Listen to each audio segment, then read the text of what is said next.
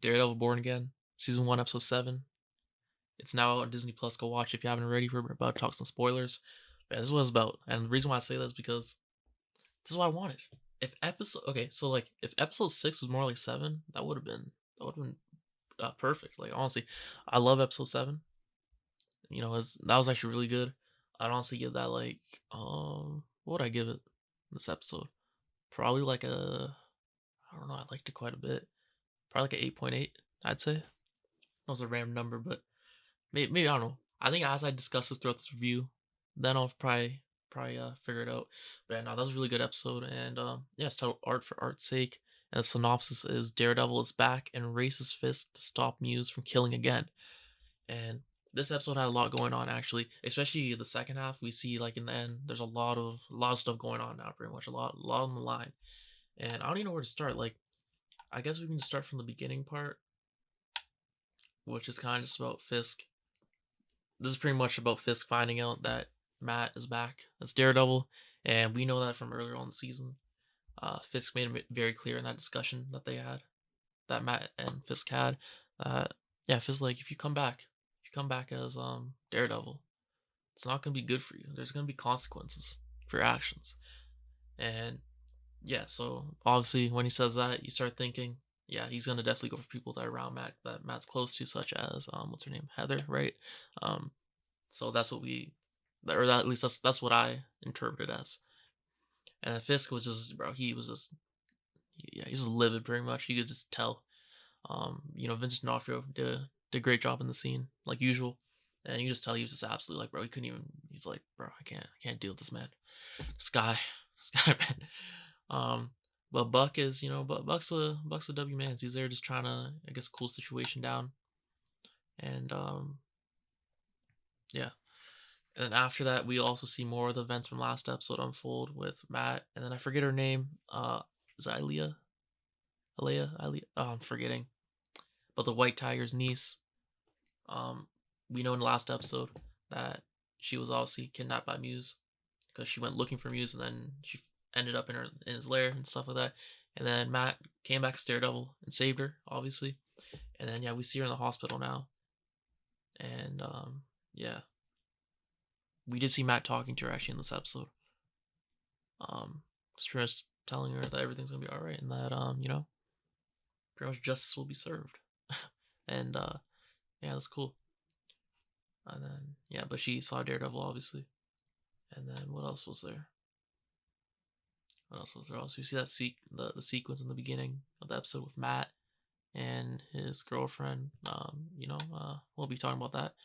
Um, and after that, pretty much you just throughout this episode, you see how they're just getting kind of not even kind of just getting fed up with Matt because obviously she knows that he's hiding something, but he's not spilling the beans. And then pretty much from her therapist type of view, she thinks it's trauma because of everything that Matt's went through in his life. Then we see a bit of that going on in discussion there.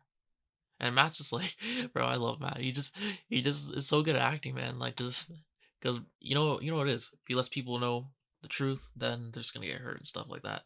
That's pretty much what it is. And then we see Cherry and Matt just have a discussion, and obviously this discussion is about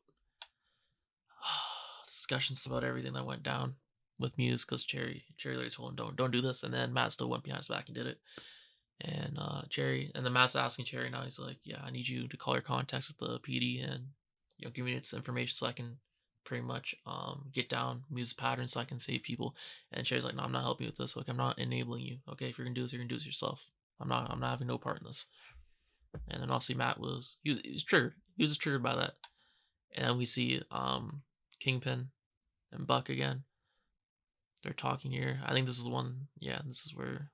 Yeah, he's irate here. And he's just talking about pretty much in this part about how Daredevil just ruined his life, pretty much sent him, locked him up, and his entire enterprise, people's just hardworking people, their livelihoods were just gone because of Daredevil. And then we also see the PD, the detective, and the other police officers, the forensic ones, whatever. We see them obviously investigating Muse's lair, trying to find evidence, anything to just, obviously just figure out what he's gonna do next. and just in general, just to get context, I guess, because it is a crime scene after all.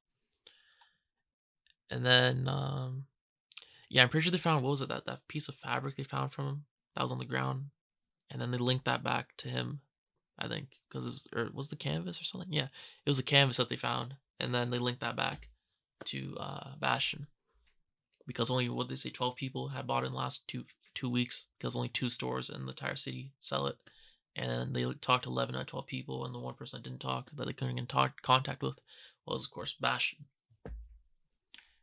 And then we see in this episode, we see Vanessa, and I forget the guy's name. I don't remember his name, but we see Vanessa talking to the guy, kind of like the mobster, you know what I mean?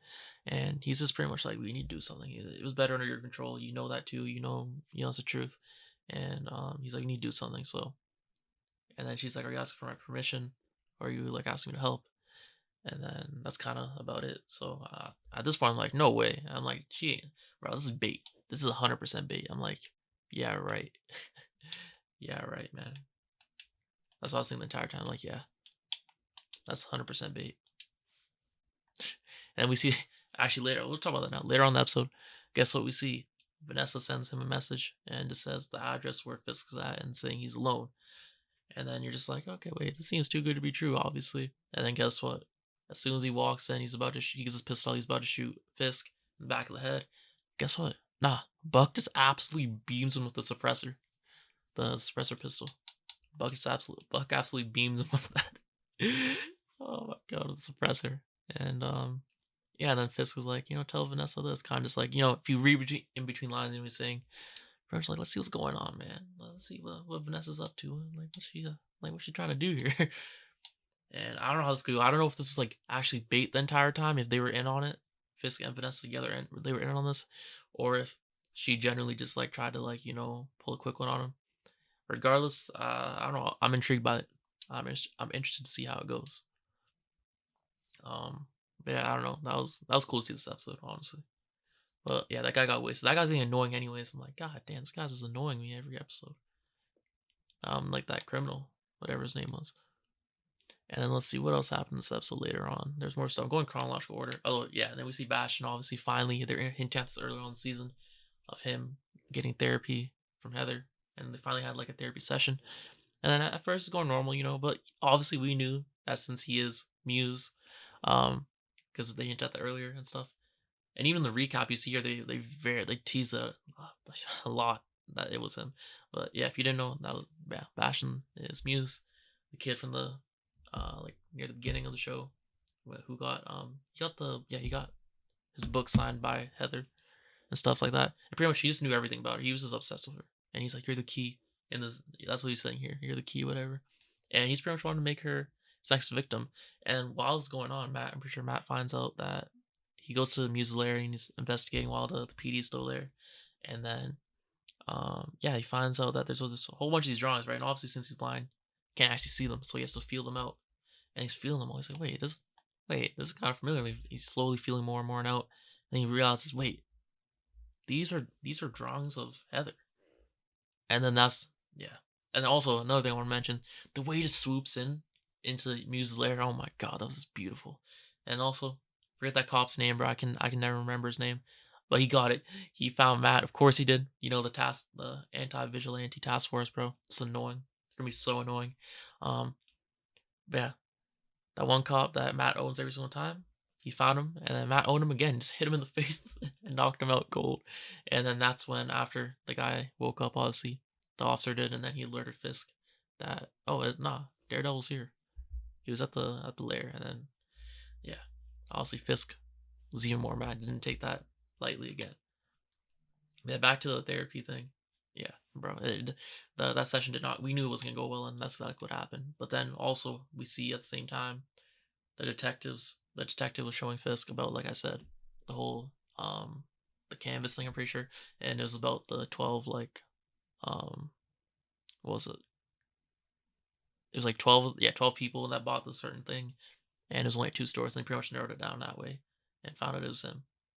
And then they also talked about his backstory a bit, his pretty much his parents, and specifically the taekwondo part, because his parents tried to not even tried. They forced him into taekwondo, and then he didn't like it, and then that like I guess they got like they hired a really good like taekwondo coach, and to live with them, to train him, and yeah, 3 months in, he's dead, and that's kind of like the start, I guess, of his Muse origin story for Bastion. So that was interesting to think of, and then also throughout the episode, I feel like that kind of did get discussed more. You just kind of think about them, especially when he fights Daredevil. I'm like, wait, I'm excited to do some Taekwondo. Maybe that's why he was, not. Maybe that's why he wasn't getting washed. Maybe, yeah, that could explain last week, honestly. Because at first I'm like, wait, or there's moments where I'm like, yo, he's getting washed. And other moments where he wasn't in the Daredevil fight. And then yeah, Muse is kind of breaks. He just starts going in. He's slowly teasing into the conversation with Heather, and then he's like, bro, just lets it loose, bro. He starts going just psychotic, pretty much, bro, just talking like that. Um, and then we go back to Fisk, obviously, and then just keeps on going back between the detective and Fisk and Bastion and Heather, and then it's cool because they're both figuring out the stuff at the same time, pretty much. You see, just the way they did it, way they've done it is just cool to see, and they've done that throughout the season where both of them are going at the same time, so it's very intriguing. And then he grabs his nose bleeding, right. This is the messy thing. His nose starts bleeding, right, and then he just grabs her like clipboard or whatever, and then he just puts his blood and starts making a drawing, bro. Like, bro, that's sick. That's sickening. Like, are you kidding me? And then I forget her name, but what's her name? Bro, I'm forgetting her name, bro. I forget some of the side characters' names in the show. Pretty much what's her name? Kristen. Bro, my bad. But yeah, one of the partners that Matt is working with at the law firm, um, pretty much she's just, bro. She's like, what's going on? Like, she's like, bro, well, you guys are always having private meetings. Like, I want to be in on this. I'm a partner. And she talks to Cherry about that pretty much. And obviously, Cherry, he's in a hard spot, stuck in a hard spot. Can't really say much about that because if he does, then it's gonna just compromise everything essentially. Because Cherry's not even supposed to know. Okay, if we go back to the beginning, episode 1, Cherry wasn't even supposed to know that, but because Foggy died, the whole situation, Matt was he found Matt in a vulnerable position pretty much, and that's why. And then we go back. What's this here? Yeah, like I said, Matt finds out that's Heather, who Muse is after. And then yeah, while it's going on, then Muse finally gets in. He like puts pretty much just like constraints Heather, and then like starts like cutting her open, pretty much trying to get ready to do his whole thing that we see. And he's also in the Muse suit now when we go back to the sequence afterwards. And then he's being menacing, bro. He's like choking her out and stuff like that. And then he's like, yeah, you're not going anywhere. And then what was the part? He starts getting the pistol out, and then he realized the cops are surrounded because Fisk pretty much obviously got tipped off, and then he told the cops, yo, go there. And while this is happening, the anti-vigilante task force also sent out, of course, by Fisk. He's like, I want you guys to deal with this, man. This is what you guys are here for. Because that's what he said. The one cop was like, oh, should I report to the whatever the rest of them? And then Fisk's like, no. You guys are going to handle this, okay? You guys are the best, man. You guys are going to handle this. And then, yeah, while it's going on, Heather's trying to fight as best she can off of Muse. But not Muse. Had that one point, as soon as he finds out the cops are like surrounding him, bro, he's like, no. He starts going to shambles. He starts losing. He's like, no, my plan. This can't be. And then, yeah, he's body slams her pretty much, bro. He chokes her out and body slams her. I'm like, god damn. And he's getting like the canvas, the sheet ready to just make his next crime scene, which he considers art, just prepared. And obviously, he's going to use Heather for that. But you know what happens? Matt comes in as soon as he starts choking her. Matt comes in. He, as Daredevil, obviously, he breaks through the window, bro, and he goes crazy. And I love this choreography in this fight sequence. Oh my god, it's so good.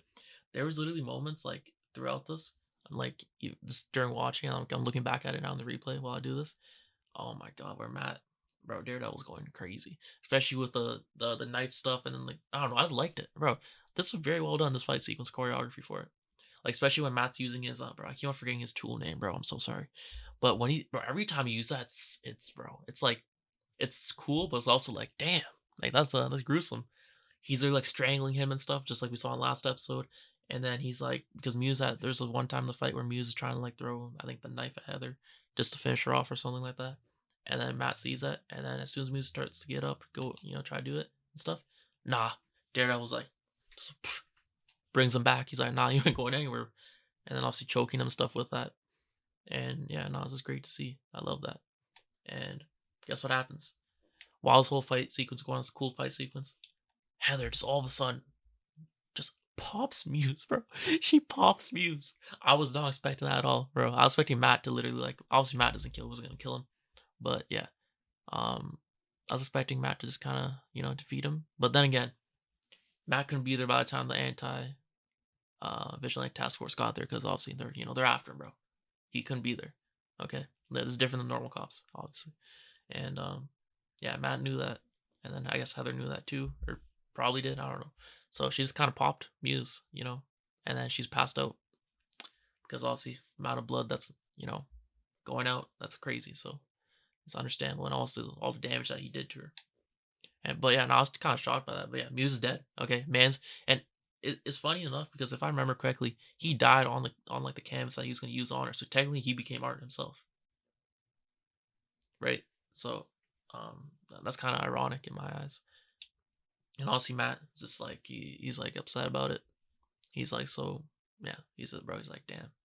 And then obviously, find out later on the episode they don't see Daredevil, right? They're the anti task force hoping Daredevil's there, but nah, it's just Muse dead and Heather just unconscious.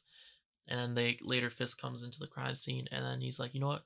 I'm gonna twist this story, okay? Because he hates Matt, he hates Daredevil so much. He's like, I'm gonna twist it. We're gonna say you guys, the anti task force, did this, right? You guys are gonna take credit for this, pretty much.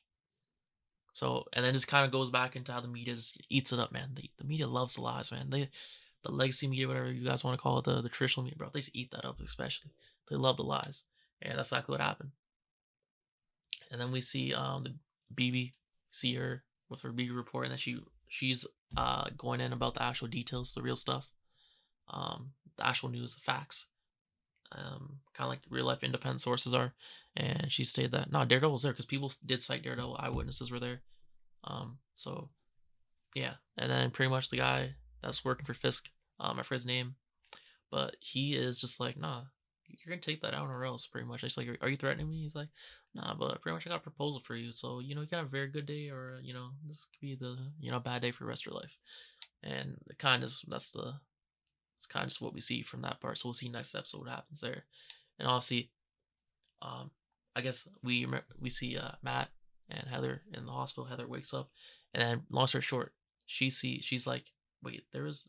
Yeah, she pretty much was upset that she shot him, obviously. And then Matt's like, no, you gotta do whatever.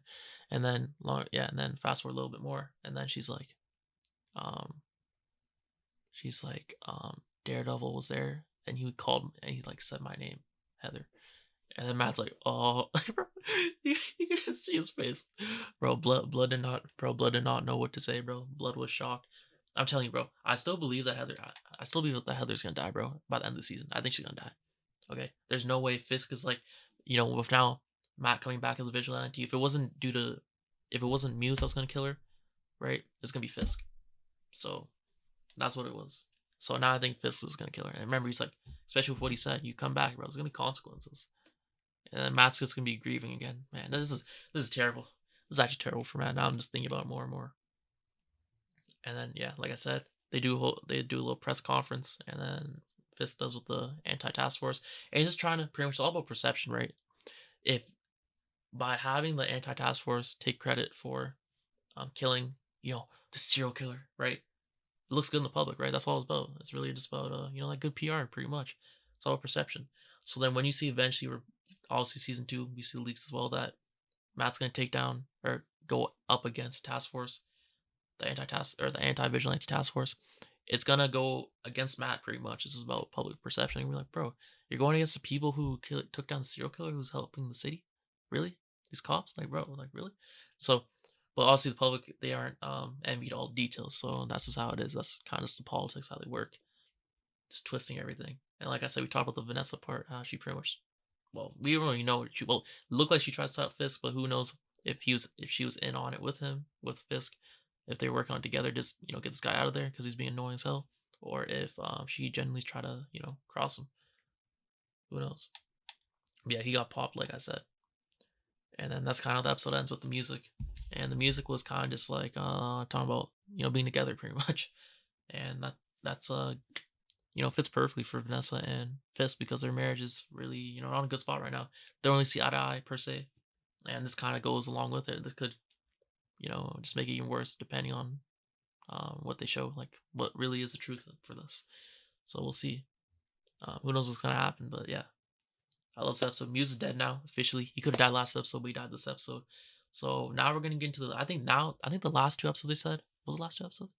Either this episode 7, 8, and 9, or 8 and 9 were like all complete new stuff after the rework, right? So it didn't have anything from the rework apparently. I forget if this episode was included, but I know 8 and 9 for sure were completely fresh after the rework, like the creative overhaul. Sorry, but yeah, overall I like this episode.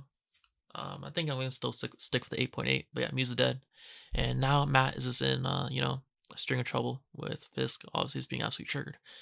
Let me know what you think down below. Thanks for watching. I'll be here next week. Peace.